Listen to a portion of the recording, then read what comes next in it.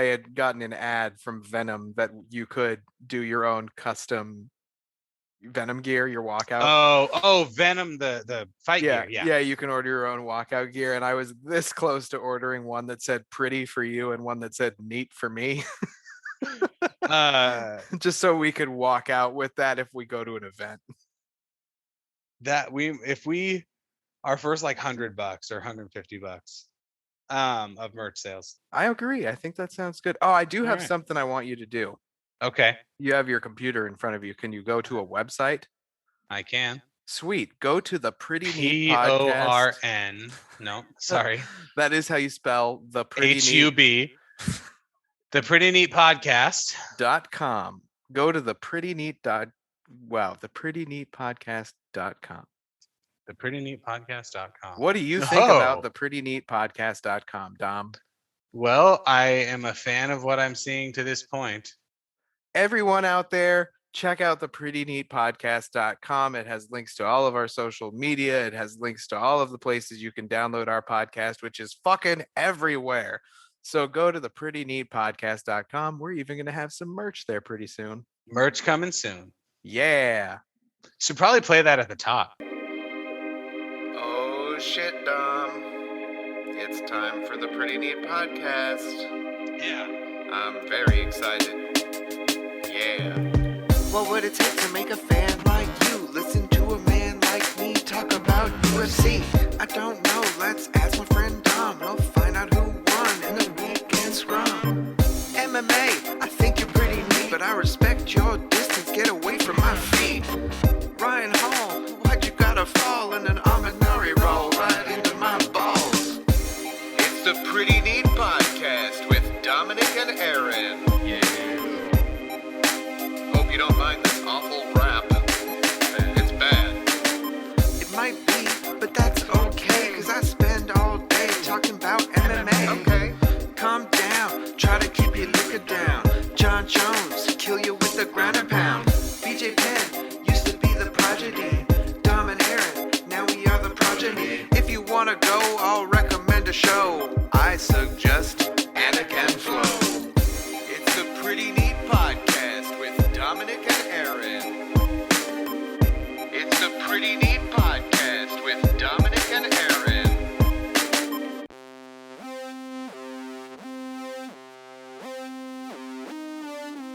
So you put Fury versus Wilder 3. Yes, I did. In the show notes. Yes, Tell me what intrigues you about this bout. Yes, because I'm not usually the one who brings up the fisticuff matches. That's right. I brought it up because I watched the first two, and I know that Fury was going to fight Joshua. And correct. Still will. It sounds like. And I know that there was a lot of complications regarding the rematch clause and Wilder, and like if it was a clear thing. Like I don't know what. I know that rematch clauses are a big thing in boxing specifically, and that contract negotiation is practically half the match. So what happened there? What yeah. And I mean, I'm expecting Fury to just come out and annihilate. Am I mistaken in that? You know, give me the Dom wisdom. Open the Dom dome for me. I need it. Careful when you delve into the dome. You have to have a gas mask on. Yeah, that's a bad joke. So here's the thing. Rematch clauses in boxing are tricky, and it's one of the things the UFC has going for it that they don't really have to worry about them because they control everything. They go, from the way at least I understand it, except for maybe somebody like Conor or John Jones, it's you get a fight at a time. And you maybe have on your contract, but you maybe have like a 3-year deal or whatever, kind of like we've seen with Michael Chandler at Bellator before he came to UFC, and Mighty Mouse and people like that. And even more recently, we've heard Gordon Ryan was on. He's the jiu-jitsu, probably the best jiu-jitsu player in the world, they say.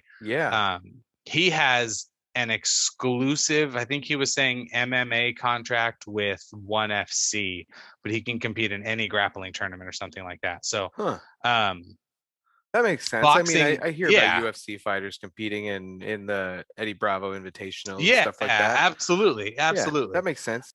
So the thing though with boxing is you have 5 or 6 organizations, right? That's why you'll see a guy with so many belts, is because he Sure. has the WBO and the Yeah, they look like they're going on a WBA parade and in like Sao Paulo. exactly. And so and sometimes like in Canelo's case, he has multiple belts from multiple weight divisions, or at least at one point did. Fury and Wilder is an interesting case because the second fight was signed with a rematch clause basically that guaranteed a third fight to the loser. Now, the nature of the loss and Deontay Wilder's reaction to it, which has been well publicized, made it seem like he might waive the opportunity to seek out a rematch. Because, and we've talked about this on the show a couple of times already, really what Tyson Fury did was exposed Deontay Wilder's weaknesses in a way that Sure. is What not, did he do to expose it? Because I mean, I'm not that familiar with yeah. Deontay Wilder, and I just noticed Fury dismantling a guy, and it was Well, a in the big deal. second fight, he certainly did. In the second fight, he pressed him, and Fury sat on that press junket stage and straight up said that's what he was going to do. And he talked about getting Wilder fighting off of his back foot, make him go on the defensive. You control the middle of the ring. So Deontay Wilder, of course, everyone has seen all 45 of his absolute annihilation knockouts, and I love them. They're great. But Tyson Fury is the only guy who's ever gotten up from one in the 12th round of their first fight. And in the second fight, Fury didn't go down. In fact, he knocked Wilder down multiple times until the referee stopped it. And or did Wilder's side throw in the towel? In the last fight? Yeah. I don't think they threw in the towel. That was an official stoppage. That was a think TKO, it was an right? official stoppage in the 7th. It was in the 7th round. I know that for sure. Now, yeah, my only thought with that, TKO, that's right. Now, there was talk. The commentators were saying that Wilder's camp might throw in the towel.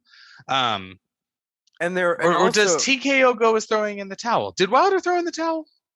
They might have between rounds. I don't remember. But I just remember too, there was some shit with his like robe being too heavy or some crap. His like the bathrobe. Deontay Wilder's trainer did throw in the towel. Okay.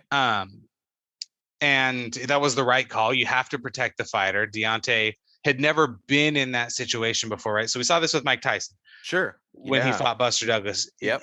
A guy that does one thing. You know, in baseball, it might be a pitcher who throws 103, and that's cool. But eventually, these major league hitters are going to time you up. They're going to figure it out. We saw this with Francis the first time he fought Stipe. Sure. He kind of does the one thing. Stipe figured it out. And then what we saw with Francis was over the course of 2.5 years, roughly, he changed his approach and was able to win the fight. So the second time, of course, and using a different approach, a much more obvious sort of disciplined approach. So the question becomes, does Wilder have that ability?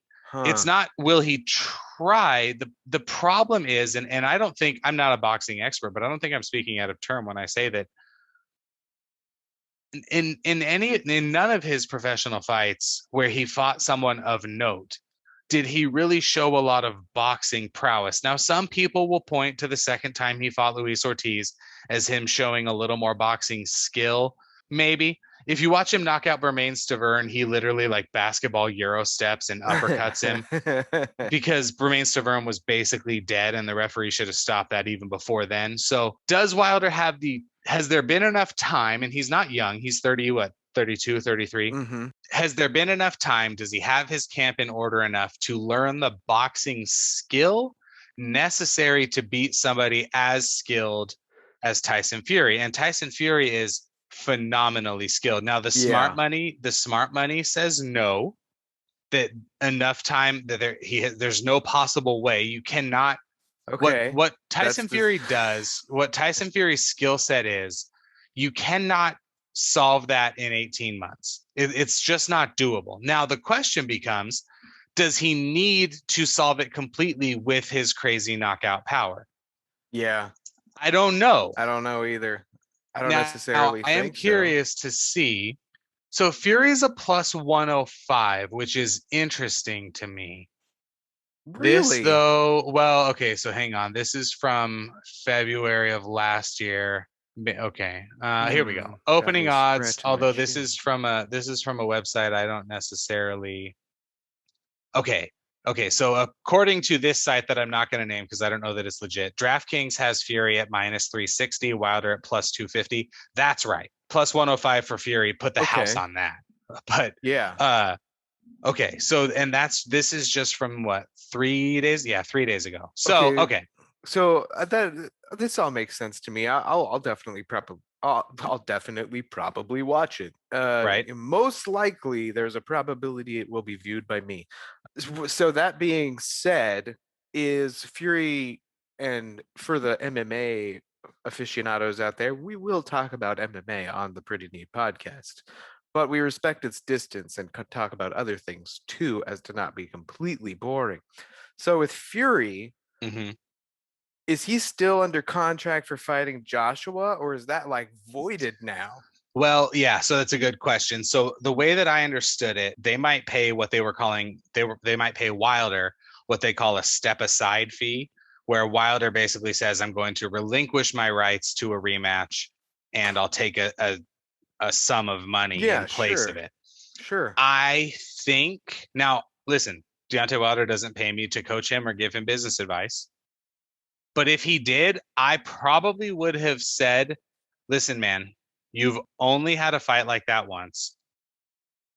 Take the money.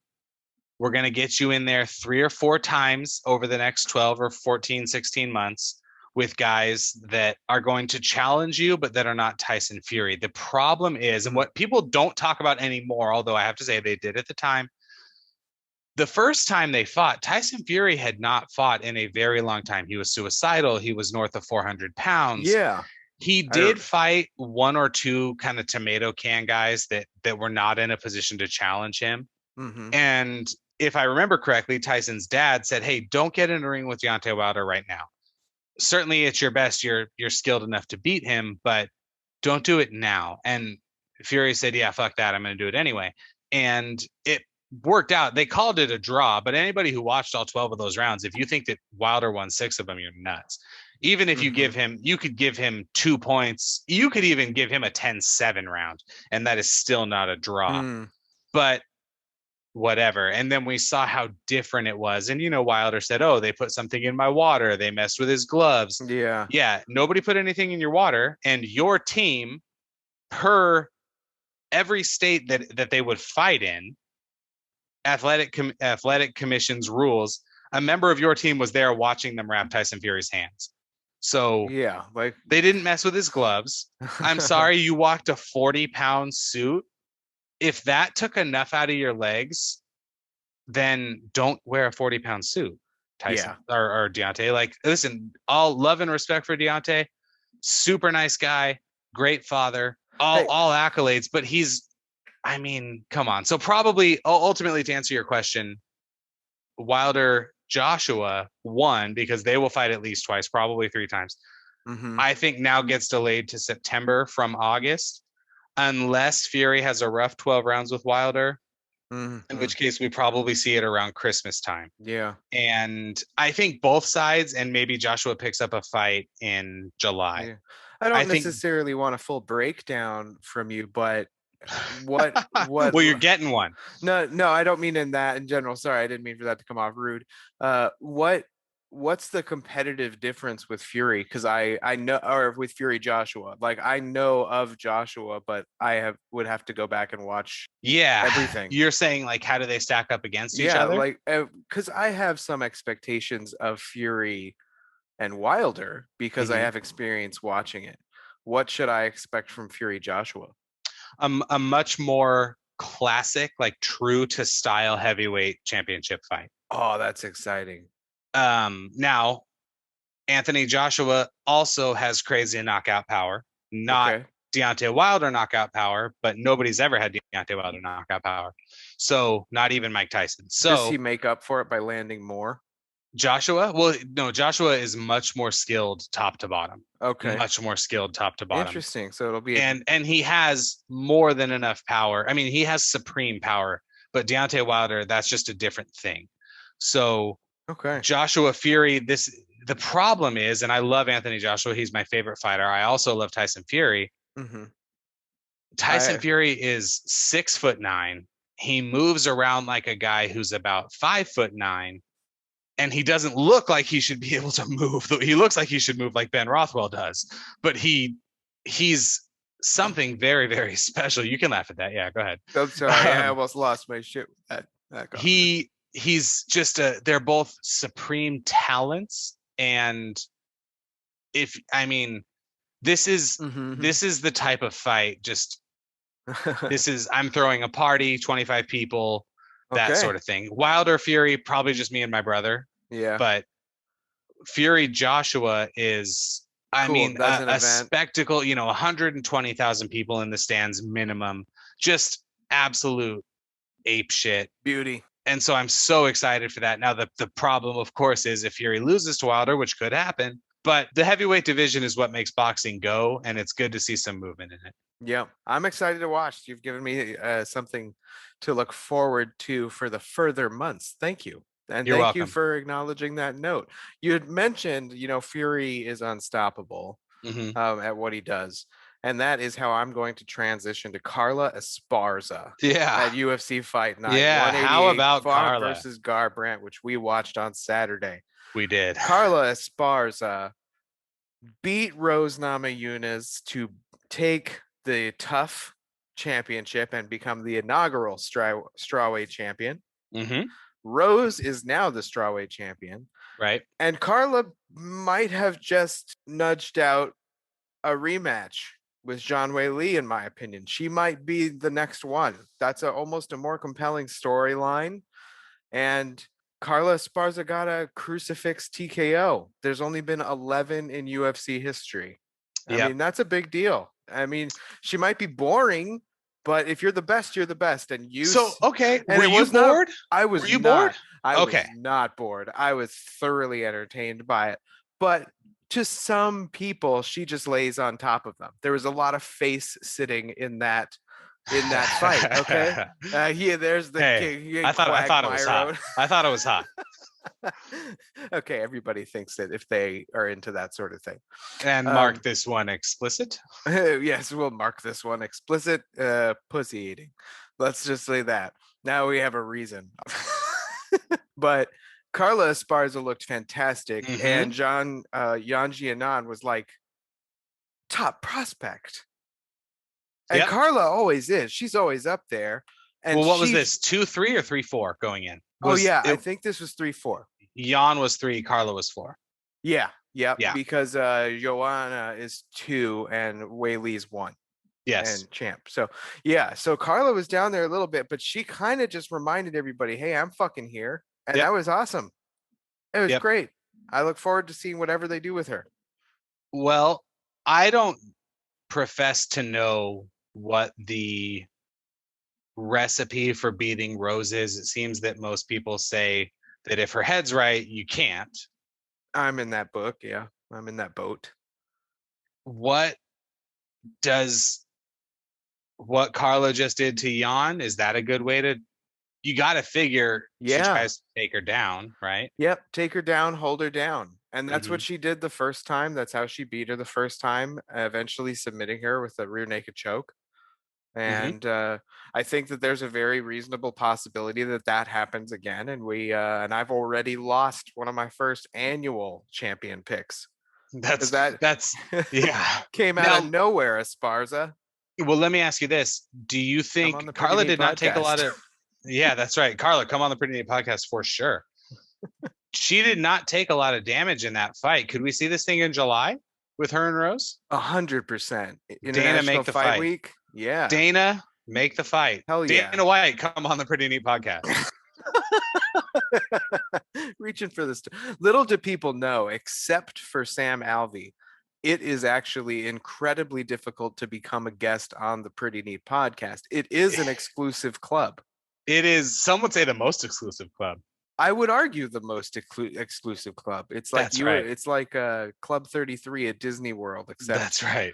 except with violence. I think there's some violence at Club Yeah. 33. Yeah. So Carla What? Esparza was fun. Yeah, Carla Esparza was very fun. Jan didn't look like an MMA fighter. I hate to say it, like she didn't. I mean, look, everyone has a bad day, but man, Yeah. If and I was looking forward to that fight. We talked about quite a bit about that fight last week. I think we did, yeah. And it's because Jianan is new and Mhm. exciting, not in a racist way, reminiscent of I was just gonna say Chinese. of Wei Li Zhang. Yeah. They have the same combat style. I almost Mhm. kind of expect them to be at the top too. If this was an Olympic team, they would be at the top right now, I would say. Yep. But Well, Carla and Rose, both from the USA. yeah, yeah. So they kind of put a little bit of a stopper in that, I'd say. Mhm. And I think that in the same way Valentina and Antonia Shevchenko have and one's clearly above the other. If they were Mhm. sisters, the Jianan and Zhang, they'd be in the same boat. It feels Yep. like we got one super sister and one that's kind of got to do some catching up. But her career is so young. I mean, I've only maybe seen 3 of her fights total, and I couldn't point one out to you. Yeah, I think the biggest sort of wrinkle, I don't Mhm. know what word to use, the biggest sort of sticking point with this fight for me is that she was ranked above Carla, and it just wasn't even close. I mean, I know rankings are only Mhm. one part of the puzzle, but and in other fights we have talked at length about, hey, if you struggle, we talked about this with Chukagian last Mhm. week or 2 weeks ago, where you struggle that you win, but you don't win, you just win. Like the gap between, Mhm. I don't, maybe in this division it's not quite that. I don't know. It's going to be interesting to see. Yeah. She wrestled, and I've always kind of been a believer that your wrestlers have the advantage all the time. If you can take someone down and hold them down, Mhm. you can win the fight. Was there a recent male fighter who had a pretty good career doing that? I can't remember. Feels like there was someone who just recently dominated everyone they put in there with him using that strategy. Who was that? No, I'm talking about Khabib. I'm talking about Khabib. Oh, you are. Oh, I didn't catch on. He fucking retired. He's Wow. gone already. Yeah. I mean, he was Sure. undefeated. Yeah. Okay. Maybe next week we're gonna talk about Khabib because okay, he's one of the goats, Hmm. undoubted. I am so sad that he retired so Hmm. early because he needed to build a bigger legacy if he wants to be considered goat. Because that's still John Jones to me. Oh yeah. And Yeah. John Jones seems to still be wanting to build his legacy further, even though it's not really happening yet. He wants everyone to. I think the heavyweight fight's going to happen. I just think he's. Are we really? You want to just talk about Khabib and John Jones? We're gonna be that show. Okay, here I'm gonna. Here's what I love about John Jones. Give me 1 minute on John Jones and then 1 minute on Khabib. I'll give you a time. Go ahead. Give me 1 minute on Oh, John I'm Jones. giving you a minute. Yeah. I don't have a minute on John Jones today. I think that John Jones is the clear and away most skilled fighter that's ever been in a cage. I think in a weird way, he is the number one pound for pound as well, because I do believe you could put him in a cage with anyone and he comes out on top. Sure. And while it's fun to watch Mighty Mouse, it's fun to watch a guy like Henry Cejudo, even somebody from the bantamweight division. Come on. Yeah.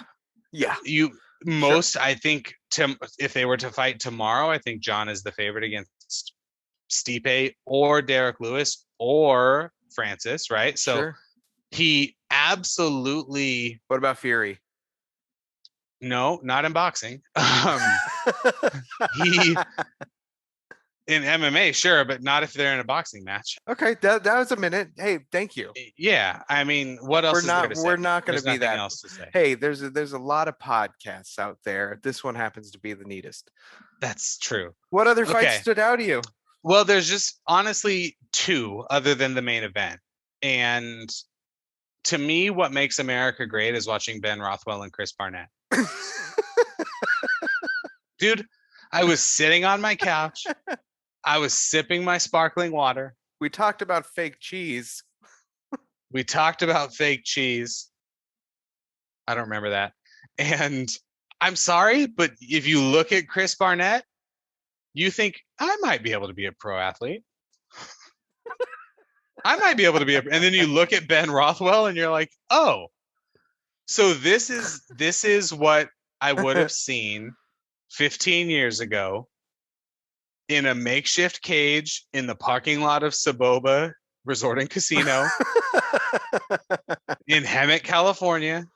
Vanderall would have been there with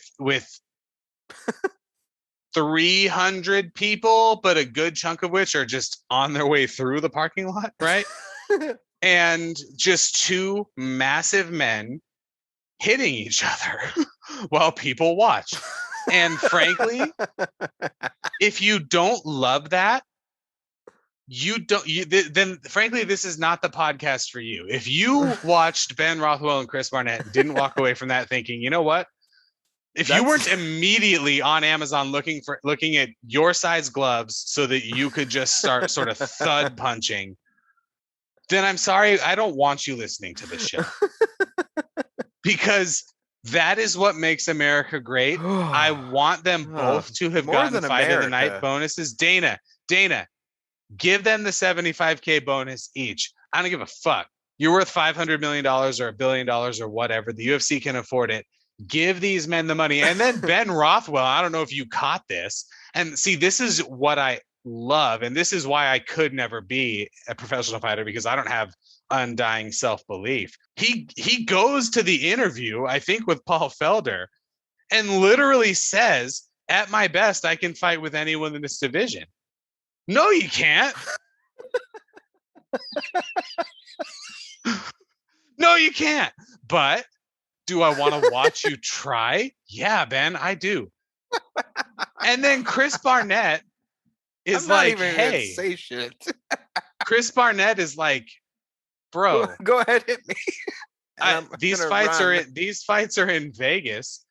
I know that they just reopened their buffets, but did you have to go there every day this week? Yeah, my guy. And it seemed he was running for the bathroom the whole fight. He kept, and who was the referee? Mark Smith kept on getting warned. Stop turning. He kept saying, "Stop turning your back." That was my only issue with the fight. Hey, Mark, let him turn his back. Let Ben Rothwell club him in the back of his head so I can see what happens. I pay $5 a month for ESPN Plus. I deserve this. Yeah.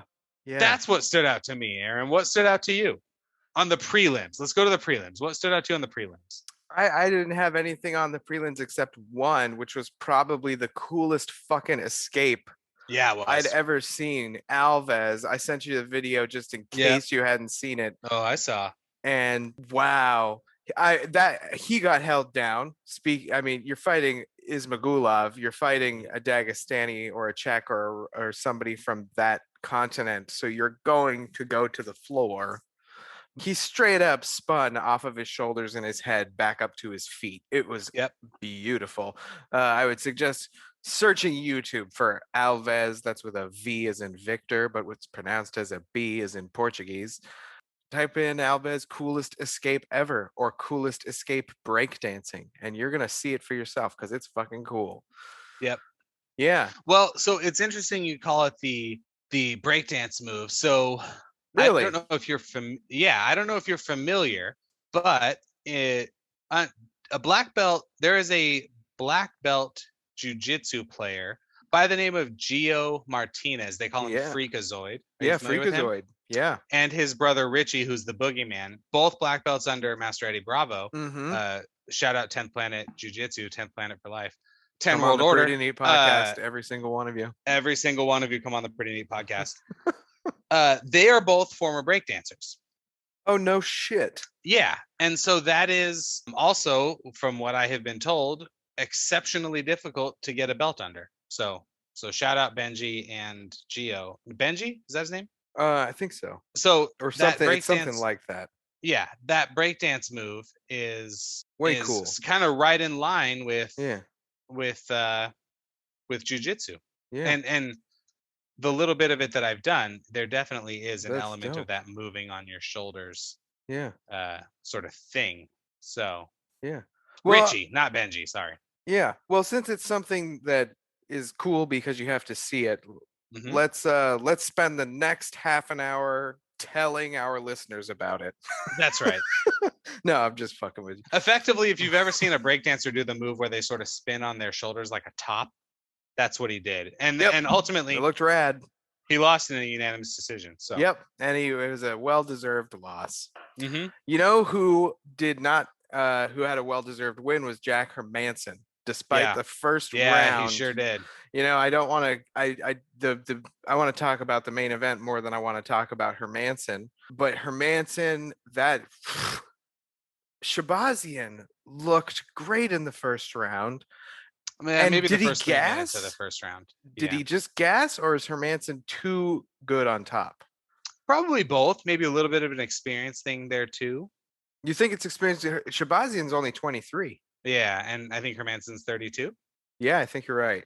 with about double the fights, at least on his professional record. But Daniel Cormier was talking about somebody. I want to say Justin Taffa. We'll get to that one in a second. And they were saying he's only got 6 fights on his record. And Cormier said, the part of the world he's from, I guarantee you he has more than 6 fights. No, not Daniel Cormier. That was Michael Bisping. Sorry. Yeah, it was Michael Bisping. Michael Bisping, come on the Panini podcast. I already asked him. And yeah, so Jack Hermanson looked very good. I don't really know what that means for that division. Yeah, you know, I'd like to see him fight Whitaker. I think that his call out of Whitaker up at the top there is right. I think that's the right call. I think it's the right fight. I think that would be excellent. Okay. Yeah.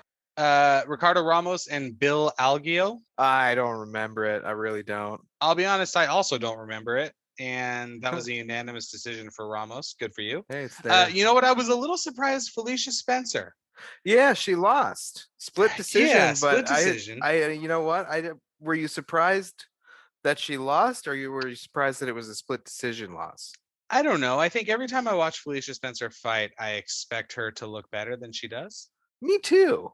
Do you think that's hype? I don't know. I don't really know either. I mean, Let's figure that out when she fights next. She is Canadian. Okay. And that has to do with hype? I don't know. I just, she is Canadian. Well, okay, so that explains what about any of this. Literally nothing. So she beat Zara Fernando Santos last February. And she got hurt, I think. And then she lost to Amanda, and then in June of last year, and then lost to Norma Dumont on Saturday. I guess I don't know. Well, we'll cool the Felicia Spencer hype train if she comes around a little bit, we'll kind of. Yeah, in fact, I'll just throw a bucket of ice water all over it. Yeah. I think that speaks too, though, to the difficulty. If you're within 15 pounds of Amanda Nunes, it's like, what do you do? Yeah. I weigh considerably more than Amanda Nunes. I have no idea what I would do. I would beg. You have any interest in seeing Amanda fight Clarissa Shields? Oh, I want to see how Clarissa does on PFL. Yeah. Because she's fighting in 3 weeks, not 2 weeks. June 10th, I think. Yeah, June 10th, PFL. Check it out. It's pretty neat. And Clarissa Shields, I want to see how she transitions from boxing. Yeah. Because that's where it's at. If you have like I said before, if you have a strong wrestling base, it's there. And Clarissa's had to learn it. So, I mean, if it's fresh and she's into it, she could be a really, really interesting threat to Nunes, who's a striker as of late. And also a Brazilian Jiu-Jitsu black belt. And also a Brazilian Jiu-Jitsu black belt, but she hasn't really been using it too much. A little bit with Megan Anderson. Yeah. That's very, very true. But didn't she submit Megan Anderson? No, I think it was a TKO. Probably. But either which way, I think Clarissa would be a very interesting matchup. But I want to see how she looks on the ground, and I hope she goes to the ground just so I can see that in a couple of weeks when PFL happens. Can I give my take on that? No. Yeah. So here's the thing. I don't think people totally respect. Okay, you know what? I'm gonna take I'm gonna veer left. But what you don't know is that I'm just taking a short turn to get back on the main road. You ready? That's a Okay. metaphor. In Metaphor. after the Super Bowl, there was this weird Twitter movement saying that Serena Williams was the greatest athlete of all time, not Tom Brady. Okay. And that is objectively wrong for roughly 450 reasons. But the thing nobody seemed to say was that the level of competition Serena faces versus the level of competition Tom Brady has faced is Yeah. from here to Pluto, right? The very best women's athletes are not playing tennis, right? Two of them do. And I love Serena Williams, don't get me wrong. Oh, I know. I know this of you because I know that we have known mutual tennis players, and you Right. acknowledge, you admire greatness above all else. I do admire greatness above And all else. she We is talked about that greatness on the show. She is And greatness. she is There's greatness personified. undoubtedly, but not However, objectively the best athlete in the world. Correct. And certainly not someone like Tom Brady, who's managed to do things that will literally never be topped. Now, the problem that Clarissa Shields has, and here's how I bring this back, is she has not been in a boxing ring with anyone even remotely as skilled as Amanda Nunes. You don't think so? I know so. As a complete combatant or just as a striker? Both. Really? Yes. So do you think Clarissa, if she was being thrown in, right? Name me a single one of Clarissa's opponents. I couldn't. That's correct. And neither could anyone listening. Okay. Well, then let's move on, because that would be a good reason. Well, so that's what I'm saying. That's my point, right? Is that Clarissa has never faced a competitor like Amanda Nunes. Hey, we'll see in 3 weeks. And Amanda has she's faced the best. She flatlined Cyborg. It's not just that she's faced. She has annihilated the best of the best. Yeah. She took away Ronda Rousey's career, right? Yeah. Holly Holm kicked the door, like she broke the lock, and Amanda was like, fuck that, just burn her house down. Yeah. Right? Like, yep. And I love Holly Holm. Of course. And then Amanda starts as Holly, and then she starts as Cyborg, and then there's nobody who can even, I mean, listen. Anybody going up against Amanda's wearing watermelon armor, man. Correct. And I all love and respect to Clarissa Shields, who is also greatness. Yep. One of the greatest boxing. Getting into an MMA cage with Amanda Nunes is just a different thing. Amanda has 2 elite skills to Clarissa's 1. Well, I don't see that ever happening. I really don't see it ever happening. No, I don't. I think Clarissa will. She's got this year in the PFL, and then if she wins, maybe the UFC would call. But that's about it. Clarissa's bigger. Is she? What would she fight at? Well, she's fighting 145, right? Is she fighting 145? I'm pretty sure they're fighting featherweight. Yeah. She's either fighting featherweight or bantamweight. I just can't remember. So then she's cutting down quite a bit, because my quick Google search of her listed her at 165. She's fighting a girl named Brittany Elkin in PFL, and also not an extensive record. No, Shields does have titles in 3 boxing weight classes, although those move a little bit more. Elkin is 3-6 in her MMA career, spanning Bellator and PFL. She lost to my favorite American, Kayla Harrison, in Harrison's MMA debut. So I know that this is the first fight in the bracket, but can I guarantee something? We have talked more about Kayla Harrison on this podcast than any podcast in the history of the world. Kayla Harrison, come on the Pretty Neat podcast. I like Kayla Harrison. I would love if Kayla came on the podcast. Yeah, come on the Pretty Neat podcast if you can make the cut. We don't have USADA testing to come on our podcast. No, we don't. Talking about boxing, Cody Garbrandt. Well, you're skipping one. Don't skip our local boy. Oh, you're right. So Jared Vandera and Justin Taffa Yep. in Yep. a slightly more professional looking version of the Rothwell Barnett fight, right? Like it looked That more tough. like a professional fight. It Justin did. It did. Taffa, Justin Taffa hits so hard, and Vandera just took them. And then that gnarly cut, Wow. Vandera looked like he had been painted red. Oh, that was the bloodiest fight I've seen in years. As someone who has had a recent head laceration that required 9 staples, head Mm-hmm. injuries bleed a lot. Yes. And then when the cut man did a good job, it really wasn't even that big of a cut. Yeah, no, it was just right on that spot, right where there's a Yeah, little tiny vessel and it pops and what are you gonna do except it leak and hope that pretty they don't much. stop it? It Did you have any issue with the decision? no, I No, thought me he either. won. I didn't have any issue with that. I definitely thought he won, and I'm interested to see where he is in the heavyweight mix. I Well, don't that would be still a ways down. Yeah, oh, definitely still a ways down, but I would like to maybe see him uh maybe one more fight away from a top 10. Not a top 10 this So time, but so who do you have him in there with next? Make the fight. let's make the fight. Let's see, he's heavyweight. Hmm. um Loser of Sakai Olenek. Okay. Okay. That's in about 3 weeks because that's 9 and 15. Hmm. Loser of that, yeah, loser of And that. where? Let's see.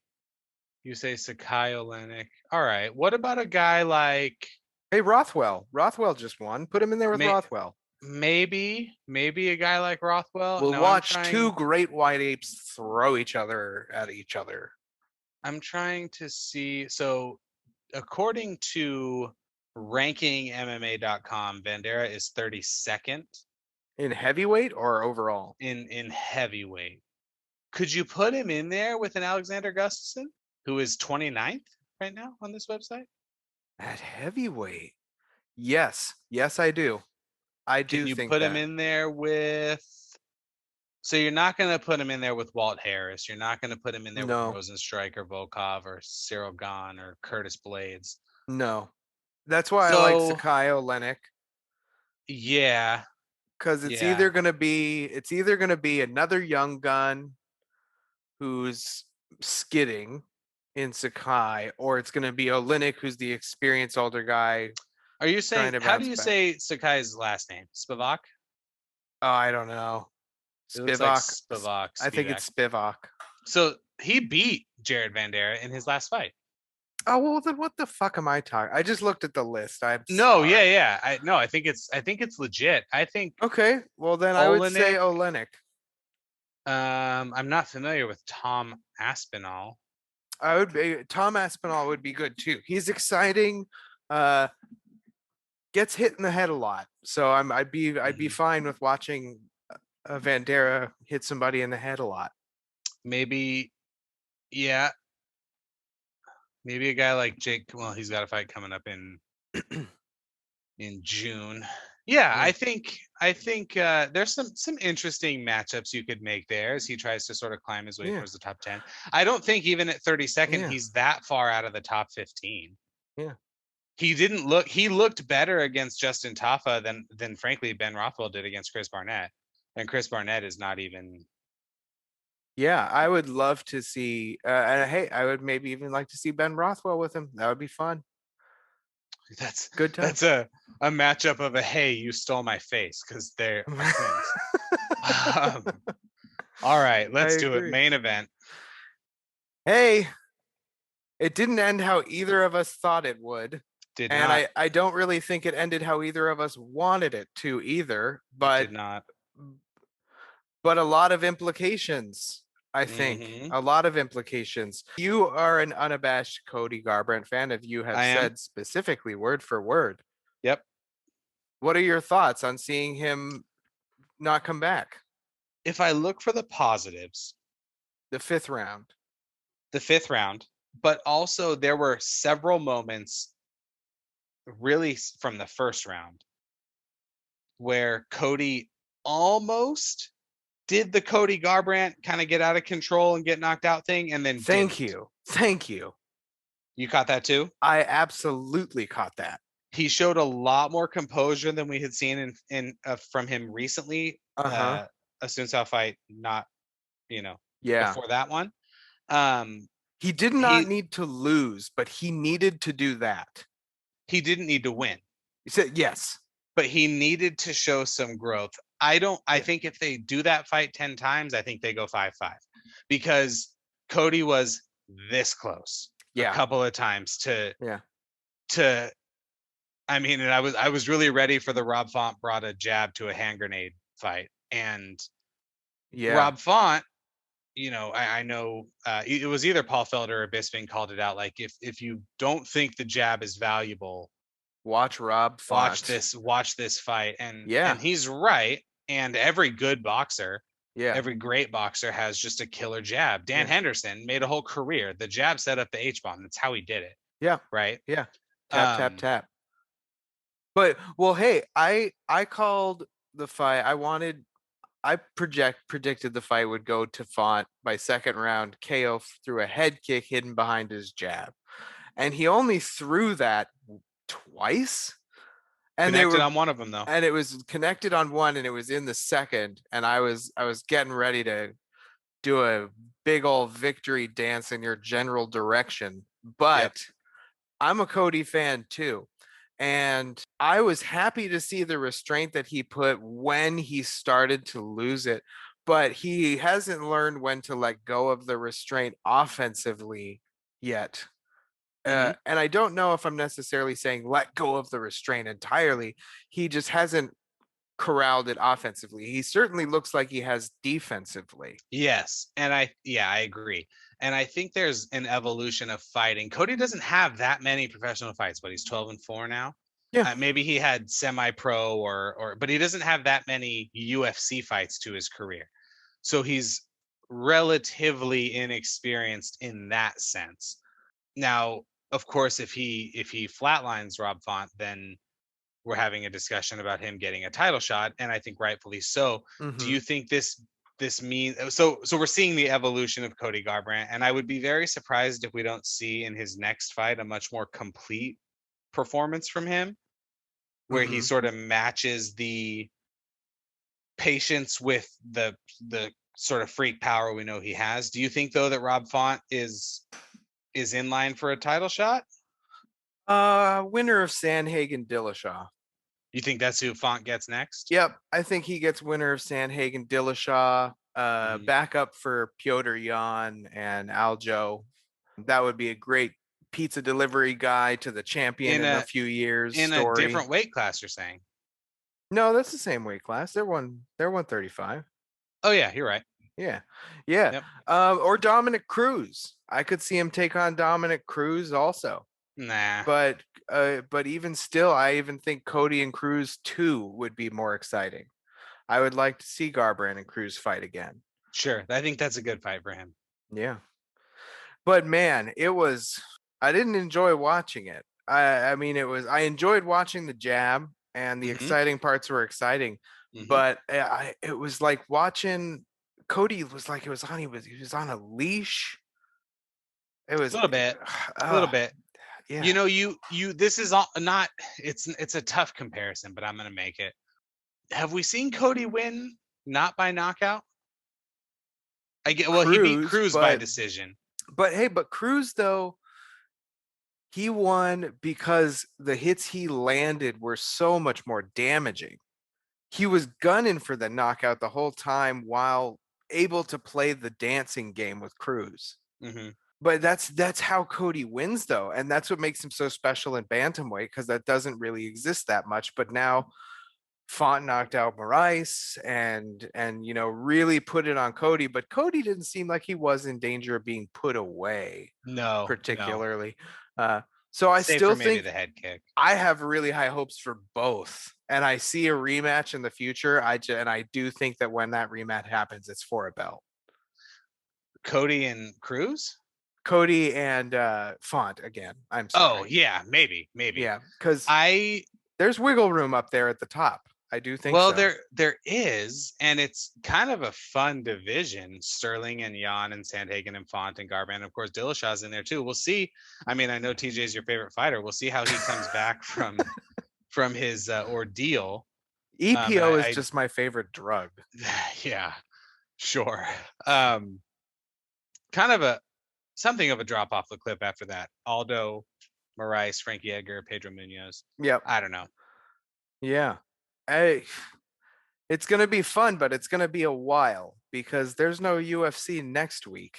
There is no UFC next week, but you have a solution for all of our listeners. You have a TV show idea. I do. And it's All right, because there is no UFC next week, but The Ultimate Fighter comes back next week, June 1st on Can't ESPN. wait. ESPN Plus, June 1st. Official sponsor of the Pretty Neat Pot. No, they're really not. And The unofficial sponsor. Yeah, that's what it is. Yeah. It's Volkanovski Ortega. You're a lot better at that than I am. So my idea is for a different version of tough. Okay. If you hadn't heard recently, here we go. Diego Sanchez and Josh Fabia have parted ways. Yep. I feel that the Ultimate Fighter this season should be Fabia versus Sanchez. And the whole time is the rest of the team training them to fight each other. And then it culminates every episode with them fighting each other. Okay. So that we can watch Diego Sanchez beat the shit out of Josh Fabia every week until whenever they decide to end the show with a pay-per-view. That seems like a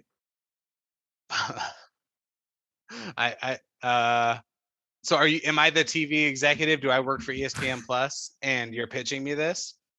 Yes. The issue is I do not care enough about those two people to invest any time watching that show. Hey, that's why you and I are both here, because half the audience agrees with you completely and the other half is like, what the fuck kind of answer is that shit? So yeah, exactly. So hey, I'm not in on that show. I'm okay. I applaud the effort. I'm okay with that. And I mean, it's just one of those things too, where if you're not familiar with that situation, Fabia pretty clearly is a narcissist who took over Diego Sanchez's life and started to ruin it and got called out for it. And Diego recognized it and they have now parted ways. And Fabia is now the one going out to every outlet that he can, screaming about how Diego took advantage of him, which is so fucking unself-aware for the guru in charge of the school of self-awareness that it's ridiculous. Anyway, that's the end of that pitch idea. And it was really mostly that I wanted to watch Diego get revenge on his face for however many months the show runs. Thanks for listening, buddy. And everybody else. Hey, you're welcome. I'm glad you had the idea. But the issue is, I just don't think people care enough. Now, I'll say this. What makes Tough interesting is it's a bunch of unknowns, right? They take their shirts off, they hang out in the backyard. You get to see them hit each other. They just want to bang, bro. It's right. It's yeah, exactly. It's a reality show. So like the hook with reality shows, and I'm a connoisseur, is that they never actually fight. But in this they do. And so there do you have a favorite Tough season? Yeah, I would be lying if I said I had watched very many of them. Okay. It was something that when it was really popping, I was not into. I have gone back and watched individual parts on ESPN Plus, which I believe they have the whole catalog or at least most of it. They have most of it on ESPN Plus and a good chunk on Fight Pass, if I recall correctly. Yeah. UFC Fight Pass, unofficial sponsor of the Pretty Neat podcast. UFC Fight Pass people come on the Pretty Neat podcast. So I do not, but I am looking forward. I know a lot of people like the Kimbo season, right? Sure. I am looking forward to this. It's going to be something that I turn on, I get on the bike trainer and I just pedal while I watch guys take their shirts off and hit each other. And that's what I'm here for. That's great. Hey, well, I want to let you know that I am a little disappointed because there is a correct answer to what is your favorite season Okay. of Tough, and Help me out then. it's Garbrandt Dillashaw, your favorite fighter Well, versus my favorite fighter. And you're the fact that that's not the case is offensive to me as your friend. I forgot about that one, and I have definitely many times seen the clips of them yelling at each other in those little makeshift bleachers. So, Yeah, mine's Chael uh, Vanderlei. Mine's Chael Vanderlei. okay, you're a I Chael Sonnen guy. Chael Sonnen, come on the Pretty Neat podcast. I am a Chael Uh, Sonnen guy. He's very, and not necessarily in everything he agrees with. mhm, Otherwise, I would just be a Chael Sonnen guy. But right. hey, I love his no nonsense analytics and Hmm. his view on the politics that fighters should recognize if they want to advance their career in any number of ways. He's just a Hmm. really good guy to listen to for Well, that. yeah, I agree with that. And Dana White is on record as saying like this is not a career. This is something you're doing now. Yeah. And for every one Conor McGregor, there's everybody else, right? So Yeah. you're not going to do it and make $500 million, but you're not going to play really any sport and make $500 million. Yeah. So Yeah. we need to stop worrying. These are grown adults who know what they're doing and they know what they're agreeing to. Yeah. Right. So if they believe that the amount they're getting paid to do it is fair, then we need to stop bitching about how much they get paid. Yeah. I agree completely. Also, I'm all for any like 2005 Ultimate Fighter one because the fashion that they're wearing is very 2005 and everything about Dana White is very 2005. So you want to be a fighter In 2005. Some people would say that 2005 was the last great year. I don't know. There were too many bleach tips for me. That's more like 01, like 9901. Well, I think that was around the first season, so I'm just more of a hipster than you, I guess. I mean, I guess so. I am looking forward to the Ultimate Fighter. Do you know any of the fighters on the roster for the show? I don't. I know that Okay. like maybe one or two were announced or leaked today, but that was about it. Other Okay. than that, I'm looking forward. I'm always interested in seeing young champions and contenders teaching as though they have some sort of massive legacy. Like I understand Well, Brian Volkanovski is the champion right now, of right? course, yeah, and Ortega is is contender Yeah. and up there. But he's also still very young, and I Mhm. like, is this the guy who should be running a camp of a complete team of fighters? Like I'm curious to see how he performs in that role because I really respect how he performs as a fighter. So I'm eager to see how his team does in the team Yeah. aspect. I think that is an interesting point, but I think these are two guys who know what it takes to be at the level they're at right now. Yeah, And I think more so they know what it looks like when someone doesn't have it. yeah, And I'm really interested to see of course yeah, the issue is they're fighters, they're not TV personalities. yeah, So it's going to be interesting to see how that translates. yeah, But all things considered, I am excited to see kind of where it goes. And I think it's cool that it's an ESPN Plus thing because I yeah. think if you're gonna on it like not hey ESPN, let me tell you how to market your production. But in a more serious note, here's how to market it. You have to put this where the fight fans are, and they wouldn't do it if people weren't going to watch, right? So you're Yeah, not going to be able to it's not like, oh, and coming up next is Sports Center, right? It's more of like your streaming service type original content, and I think that's part of what ESPN gave the UFC so much money for. sure. And I do think there's a market for it right now. There's a real chance. There's I do too. not a lot of big, I Well, mean, this will be, and also because it's on ESPN, mhm, it's going to be a different market than Spike TV or yep. Paramount. And that's going to be huge. They're going to get wives watching too. Like it took me a while to get my wife to watch the Ultimate Fighter season with Tate and Rousey. She was interested Mhm, because it was women, and that's fine. She's not interested in the sport, but she's interested in watching women compete because mhm. she's an athlete herself. And so she got into it, and now I think being more central in the sports world, I think she might be more interested in exploring it some more. So that's exciting. I think that Yep. it'll get more of those folks. And I'm looking forward to seeing Volkanovski and Ortega fight if it actually culminates in them fighting. How do you think Ortega does at shooting for the belt for the second time? Because he lost to Holloway. Yeah, Stoppage. I remember that fight very well, and Me too. I'm a big Brian Ortega fan, Mm-hmm. and if I and this is how I catalog big UFC pay-per-views was by how good the embedded was. If I remember correctly, the embedded that fight or that week was very, very good. It was. Um I I don't know. I was not excited with what I saw Hey, I'm gonna when call it he Ortega fought first Max round. Holloway. Ortega first round guillotine. Well, certainly on the ground, I'm calling it now, months in he's got advance. the advantage. So Standing Brian guillotine. He's jumping on his Ortega, neck. He's jumping on it. he beat Chan Sung Jung. Is that the Korean Zombie? Yeah, it is. Yep, standing Um, guillotine. If I were no, that was not. That was decision. recently decision. But man, so he lost to Max, but then Frankie Edgar, Cub Swanson, Clay Guida, Diego Brandao, Thiago Yeah, Tavares, he's no got an contest with intense De La Torre. record. He's He's got a fought tough body motherfuckers, list. Yeah, he does. and And they are difficult opponents. originally a submission overturn, he tested positive for drostanolone. Can't have that.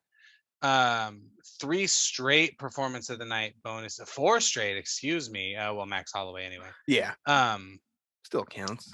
it does count. Man, that was almost 3 years ago now. Wow. Yeah, Uh, yeah. It'll be a scrap. mm-hmm. I think because Volkanovski has to close the distance, and closing the distance is what you don't want to do against Ortega, who's really good at also closing the distance. Yep. Because he wants to get it on the ground. Let me So ask you a question. Is sure, Volkanovski just kind of a holdover guy? yes, Okay. I think so. I don't. I think that this belt is going to float around for a while. I really Mm-hmm. do. I think we're going to have a few boats floating myself. But I think you're interesting probably future. right about that. Interesting future. But Interesting. man, future. he's got a list as well, doesn't he? He absolutely does. He is on a oh my goodness, an 18 fight win streak. Yeah. 3. Actually, Yeah. I stand corrected. It floats around if it does not wind up with back Max Holloway. If it doesn't wind up back with him, it floats around. Mm-hmm. But if it winds up with Max, I will not doubt Max. If he gets that belt, I will not expect him to lose that belt right away, unless it's to Volkanovski again. But he's got to solve that puzzle. And I Is like Max Holloway the oldest looking 29-year-old in the world? no, I don't think so. I'd give that to Hezbollah. Max Holloway, come on the Pretty Neat podcast. Yeah, see, so that's a more fun division than people give him credit for, and he was Yeah. he was on a run too. So he lost to Connor way back in 2013, and then was just walking through everyone they put in there with him. Yep. Until Dustin Poirier. Yep. But he has, I mean, all 3 of his losses, his recent ones anyway, have come via decision. It's not like he's getting knocked out. And then, of course, he put it on Calvin Kattar. Yeah. I mean, it's just clinic. We talked about jabs. Mm-hmm. Rob Font and Max Holloway in your corner for a fight where you got to have a jab. That's dream team right there. Yeah, I think Max Holloway probably beats him. Next week, we don't have Bellator. We don't have PFL. Nope. We don't have UFC. All we have is Tough. So, but do we have the Pretty Neat podcast? Fuck yes, we have the Pretty Neat podcast. Yeah, of course we do. Probably going to be our most listened to episode. Yeah, what do you want to talk about? Do you want to watch an old card and give our thoughts on it? That's an interesting idea. Do you want to assign fights to each other? Maybe we'll assign each other 5 fights that we want, and that'll be my card for you as maybe like a gift. Hey, watch this. It's a treat. It's what I want you to see. My top 5 fights of all time, my main card for you to analyze. I think we should kick some of those around and kind of see where Monday goes. That's all I've got today, sir. All right, me too. You want to do a promo on the outro? Thank you to all of our Pretty Neat podcast listeners for joining us today. We hope that you check out Game Night live at the Shamrock Irish Pub in Murrieta, California on June 6th for some awesome video game competitions. It's really, really fun. Have you ever been to Game Night, Dom? I have, and it's awesome. The Pretty Neat podcast is available where all podcasts are available. And you can now go to theprettyneatpodcast.com to get anything MMA and Pretty Neat related. I'm not even going to fix that shit. I'm just going to turn it off. Oh shit, Dom. It's time for the Pretty Neat podcast. Yeah. I'm very excited. Yeah. What would it take to make a fan like you listen to a man like me talk about UFC? I don't know, let's ask my friend Dom. He'll find out who won in the weekend scrum. MMA, I think you're pretty neat, but I respect your distance. Get away from my feet.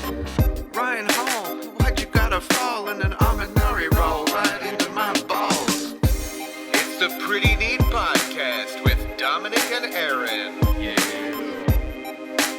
Hope you don't mind this awful rap. It's bad. It might be, but that's okay, cause I spend all day talking about MMA. Okay. Calm down, try to keep your liquor down.